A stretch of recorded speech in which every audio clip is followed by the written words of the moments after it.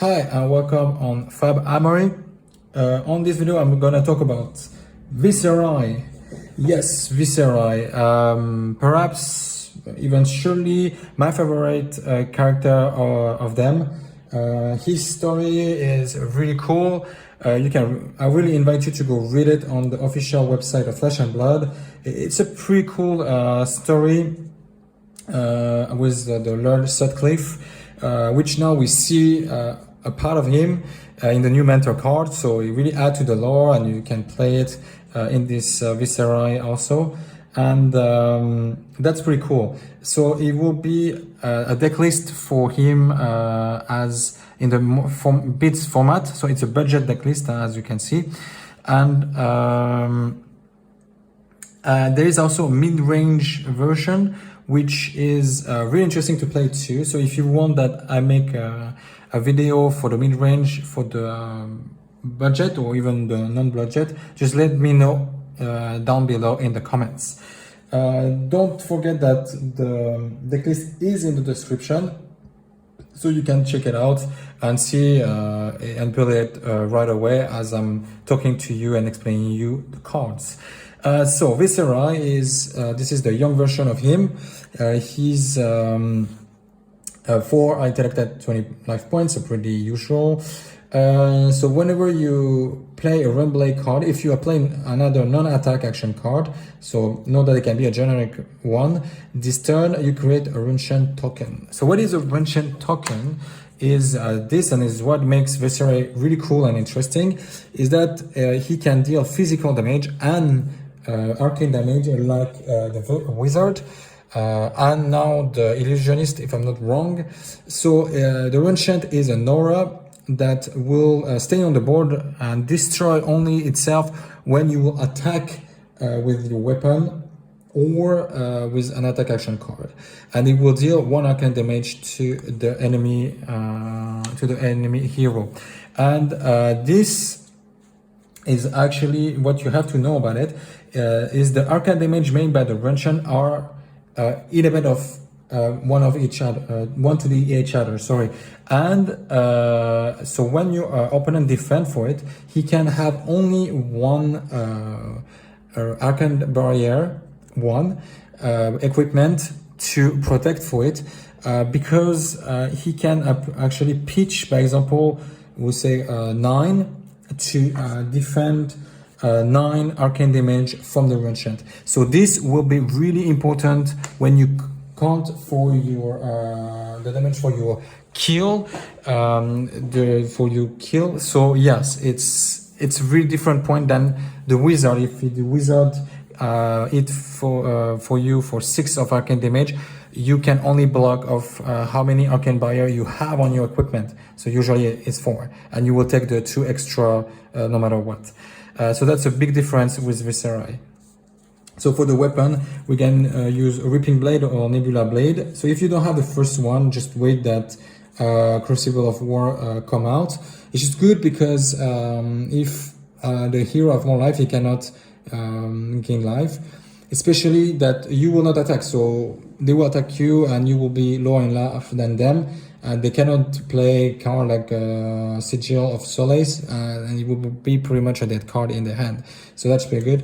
If you don't have it, you can just play the Nebula Blade, because you will not attack with your weapon actually. It's one card that will do the job for you.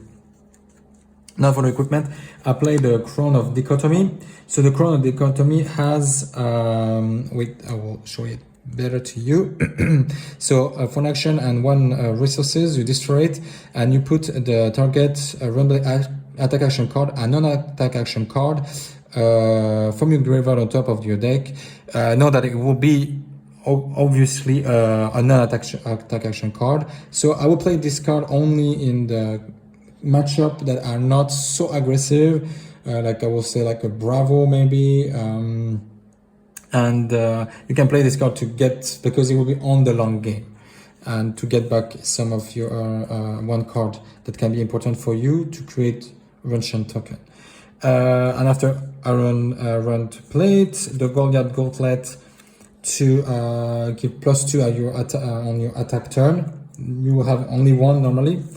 and the mage master boots, which you can destroy it for one action and give the next non-attack action card go again. So either it makes you play more non-attack action card in one turn, or you will have it just before your big attack. And pretty classical here, as you can see. After that, I will play I will show you the red pitch card for this deck. So first, the Fate Foreseen, really good defense reaction that block for 4, cost 0, and opt for 1. So I play 2 of them. And after that, I play 1 in Enchanting Melody. So it's a card that you maybe don't see it often. No, you pay 2, go again, and if you, so it's an aura which protects you pretty much for the next attack of your opponent for 4. So against some classes like Ninja, who can deal 1 or 2 damage, that's not really good. You might block those little attacks to block to receive the damage of a big one that can be prevented by the Enchanting Melody. So I play only 1 in the red pitch. And the second line is that at the beginning of your end phase, you have to destroy it if you didn't play the non-attack action card this turn, which for you will be easy. It's pretty much only the thing that you have, so only 1 of those. After I will play 2 Read the Runes, so it's Runblade action that for 0 you create 3 Runblade, so that you need for your fuel to create the Runechant. After you have the reduce the Runechant, protect for 4 and cost 1, but it will be reduced if you have for each Runechant you control. So you will have 1 in this deck when you play it, and behind it you create a Runechant token. So a really key card here, because you defend and you advance in your game plan here. So pretty important card. Sink Below, also really good to defend yourself. It will when you defend with it for 4, you can put a card that you have in your hand in the bottom of your deck and draw a card. So pretty good again in this deck. After you play 2 of Sigil of Solace for the life gain. Same for Sunkiss. The only difference is that it's a generic as an action and this one is an instant. And the second line doesn't concern us because we don't play Moonwish. After for the yellow pitch, I play 1 Remembrance. For the long game, you want to maybe go pick up some cards like the Reduce to Runechant, the Read the Wounds, or your attack card if you lost it for defending all else. So important card in here to have at least 1 of them. So 2 Enchanting Melody in yellow that will protect you for 3. After that you have 2 yellow Read the Runes, 2 yellow Reduce to the Runechant, Sink Below, and that's the big attack. Here you have it, so it's 9 for cost of 9. What is important is this cost 1 less resources to play for each Runechant you control, so you will have enough to play it for free and deal 9, and the Runechant will be activated at the same time. So it's a huge attack. Normally you count to deal 40 damage in 1 turn just to be sure to kill your opponent. So you should have 31 Runechant when you launch the attack with this to deal with the 9, and you're pretty sure to kill your opponent because they will not have enough to defend. And after you have become the Arc Knight, so it's a really key card also. So it's a Viserai spec, so it means that only Viserai can play it, and you either discard an action card to get a non-action card, but what is interesting here is that you can discard actually a non-action card to get the attack action, and this means that when you are ready and you have this in your hand, you can just go pick up your attack and launch it into your opponent's face. So that's for the blue pitch. After reduce the enchant again, read the runes, think below. Here change a bit, is a potion of strength, so you can destroy it to that your next attack will have 2 attack. So you have sometimes 10 turns and you can play this potion and the next one to have to crack it to have 2 more resources. So that's really good for a bit dead turn that you did some enchant or not, but you are preparing 1 turn kill here. So this can be very threatening for your opponent.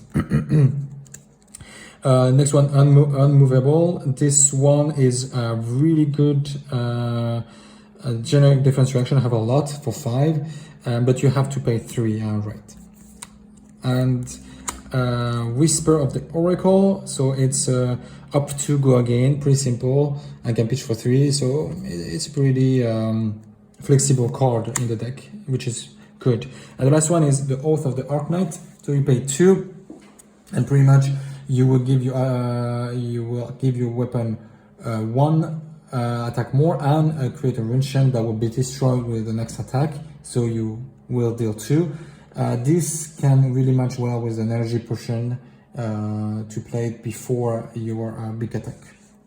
There you go. So for the upgrade of the deck, if you have the card or if you are looking for them, I would say the main important one is Moderate Tides, which creates an extra enchant token when you create 1. So this speed up really the deck, I would say. So it's really important card to have if you're looking to build up the deck to more competitive way. This one, it's the Runeblood Barrier. Also really good card. Defense, you create 4 Runenchant tokens, which is huge. The only problem here is that after this next turn, your opponent, the damage that you want to do to you will destroy the Runenchant instead. It's risky, so in that case, you need to have in your hand a lot of